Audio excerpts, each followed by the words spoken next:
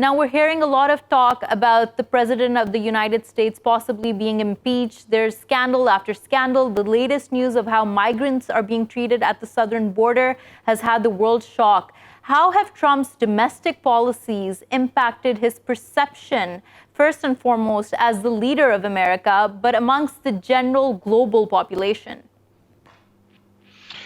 Well, I can, of course, speak about the way the population in Belgium and in Europe at large. You hear a lot of talk about President Donald Trump, and most of it is in a quite negative way, of course, because Donald Trump is seen.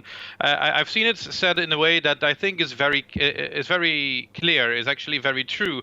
You can call Donald Trump basically America without the humanitarian face that they would normally wear.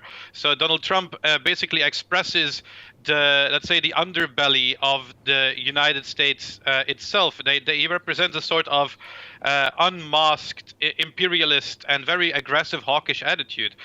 However, the problem that you have seen, of course, with Donald Trump is that he has a tendency to change moods quite a lot, to change his decisions quite a lot. We've seen this especially when talking about North Korea. At the same time, Donald Trump has been threatening North Korea with total nuclear annihilation, but then last week he was the first ever sitting American president to visit them. So when you see people's thoughts about him people are very confused in general, and people have this idea that Donald Trump is not the kind of person who should have been in the White House in the first place, and is kind of being pushed around by the advisors that he puts there in the background around himself. Right, and he talks a lot about how he was a businessman before this, but do you think he's also treating America like it's a business?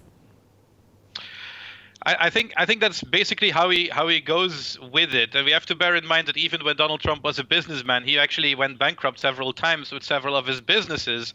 And of course, we have to hope that he does not believe that he can bankrupt the country and be bailed out like he was when he was a businessman, because that's not that easy when you bankrupt the country. So I think he didn't say that he's going to run America like a business. The problem is that is actually a terrible way to rule a country.